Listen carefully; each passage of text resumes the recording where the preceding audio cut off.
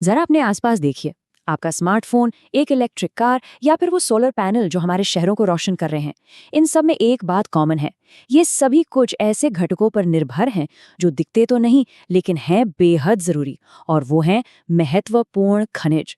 आज हम भारत के उस बड़े प्लान को समझेंगे जो एक ग्रीन और हाईटेक भविष्य के लिए इन जरूरी संसाधनों की सप्लाई को पक्का करने के लिए बनाया गया है।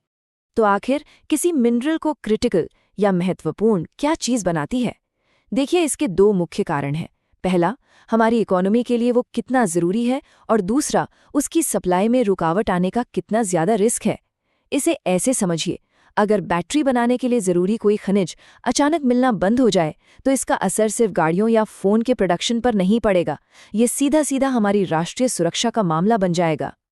और समस्या ये है कि इन खनिजों की ग्लोबल सप्लाई चेन बहुत ही नाजुक है। इनका प्रोडक्शन और प्रोसेसिंग दुनिया के कुछ गिने चुने देशों के हाथ में है। अब देखिए, चीन का एक्सपोर्ट पर बैन लगाना हो या फिर रूस यूक्रेन युद्ध जैसी घटनाएं, इन सब ने एक कड़वी सच्चाई सामने ला दी है कि हम सिर्फ इंपोर्ट के भरोसे नहीं रह सकते। अब भारत के लिए आत्मनिर्भरता की जरूरत पहले से कहीं ज्यादा बढ़ गई है। तो इस पूरी ग्लोबल अनिश्चितता के बीच भारत का अपना एक बहुत बड़ा एजेंडा है। चलिए, अब ये समझते हैं कि इन खनिजों की जरूरत भारत की ग्रीन फ्यूचर से जुड़े बड़े लक्ष्यों से सीधे सीधे कैसे जुड़ी हुई है। भारत ने 2070 तक नेट जीरो एमिशन जैसे बहुत बड़े क्लाइमेट गोल तय किए हैं, लेकिन ये लक्ष्य सिर्फ कागज पर नहीं है। इन्हें हासिल करने के लिए हमें बहुत सारे सोलर पैनल, पवन चक्कियां और इलेक्ट्रिक गाड़ियां चाहिए, और इनमें से हर एक टेक्नोलॉजी क्रिटिकल मिनरल्स की एक लगातार और बिना रुकावट वाली सप्लाई पर टिकी है। इन खनिजों के बिना हमारा ग्रीन फ्यूचर का सपना सपना ही रह जाएगा। तो इन सभी चुनौतियों से निपटने और अपने बड़े लक्ष्यों को हकीकत में बदलने के लिए भारत ने एक बहुत ही कॉम्प्रिहेंसिव स्ट्रैटेजी तैयार की है। इसका नाम है राष्ट्रीय महत्वपूर्ण खनिज मिशन या NCM।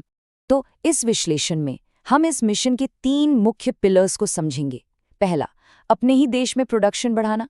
दूसरा, विदेशों में रणनीतिक तरीके से खनिज संपत्ति हासिल करना। और तीसरा, भारत के अंदर ही एक मजबूत और सस्टेनेबल इकोसिस्टम तैयार करना। तो सबसे पहले बात करते हैं पहले पिलर की, यानी अपनी घरेलू नींव को मजबूत करना। इस मिशन का सबसे अहम हिस्सा है भारत में ही प्रोडक्शन को ज्यादा से ज्यादा बढ़ाना। भारत की घरेलू रणनीति के 3 अहम हिस्से हैं। पहला, जमीन पर मिनरल्स की खोज और माइनिंग को तेजी से बढ़ाना। दूसरा, हमारे विशाल समुद्री इलाके के नीचे छिपे संसाधनों को निकालने के लिए तकनीक का इस्तेमाल करना। और तीसरा, जो कि बहुत दिलचस्प है, वो है इंडस्ट्रियल वेस्ट से कीमती खनिजों को निकालना, यानी इनोवेशन का इस्तेमाल। और ये कोशिश कितनी बड़ी है, इसका अंदाजा इस नंबर से लगाइए।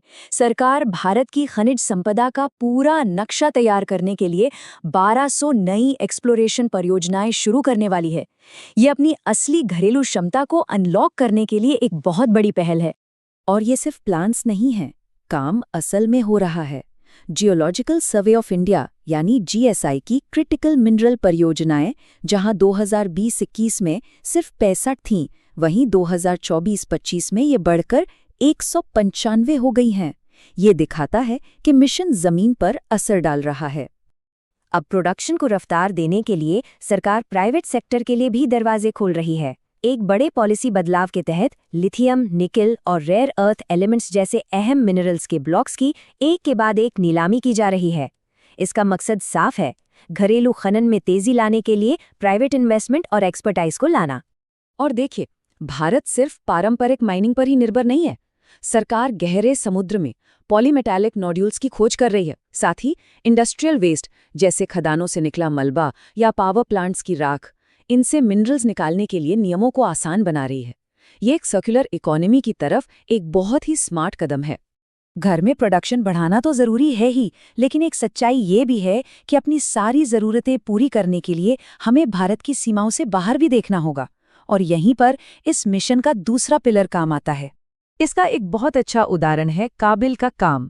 ये एक सरकारी कंपनी है जिसे खास तौर पर विदेशों में मिनरल एसेट्स हासिल करने के लिए ही बनाया गया है। अर्जेंटीना में उनकी पहली लिथियम एक्सप्लोरेशन परियोजना इस बात का साफ संकेत है कि भारत ग्लोबल रिसोर्स को सिक्योर करने के लिए कितना प्रोएक्टिव है। और सरकार इस कोशिश में अकेली नहीं है। ये स्पेशल फंड्स, सरकारी कंपनियों के लिए साफ दिशा निर्देश और यहाँ तक कि सब्सिडी जैसे कई तरीकों से भारतीय कंपनियों को विदेशों में संपत्ति हासिल करने के लिए प्रोत्साहित कर रही है। इन सभी कोशिशों को मजबूती मिलती है एक दमदार डिप्लोमैटिक स्ट्रैटेजी से। भारत मिनरल सिक्योरिटी पार्टनरशिप और क्वाड जैसे इंटरनेशनल ग्रुप्स में एक्टिवली हिस्सा ले रहा है। साथ ही ऑस्ट्रेलिया और अर्जेंटीना जैसे देशों के साथ सीधे समझौते करना भारत की ग्लोबल मिनरल स्ट्रैटेजी की रीढ़ है। अब आते हैं मिशन के तीसरे और आखिरी पिलर पर।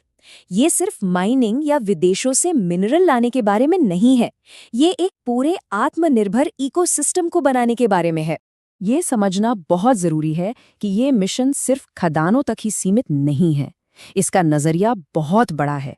इसमें रिसाइकलिंग, रिसर्च एंड डेवलपमेंट, एक स्किल्ड वर्कफोर्स तैयार करना और किसी भी इमरजेंसी के लिए रणनीतिक भंडार बनाना भी शामिल है। इसका एक बहुत जरूरी हिस्सा है सर्कुलर इकोनॉमी बनाना।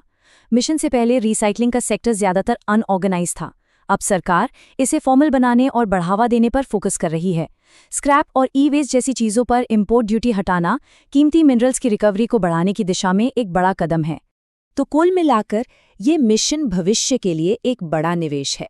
इसमें माइनिंग और प्रोसेसिंग के लिए स्किल्ड लोग तैयार करना, बेहतर टेक्नोलॉजी डेवलप करना और किसी भी सप्लाई संकट से देश को बचाने के लिए एक नेशनल रिजर्व बनाना शामिल है।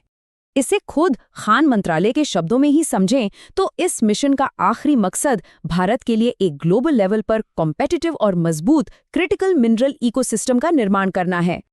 तो अब सवाल यही है कि क्या ये मल्टी डिमेंशनल मिशन वाकई भारत को एनर्जी के मामले में आज़ाद बनाने और एक ग्रीन फ्यूचर की तरफ ले जाने की चाबी साबित होगा? ये एक ऐसा सवाल है जिसका जवाब आने वाले सालों में इस मिशन के सफल होने पर ही मिलेगा।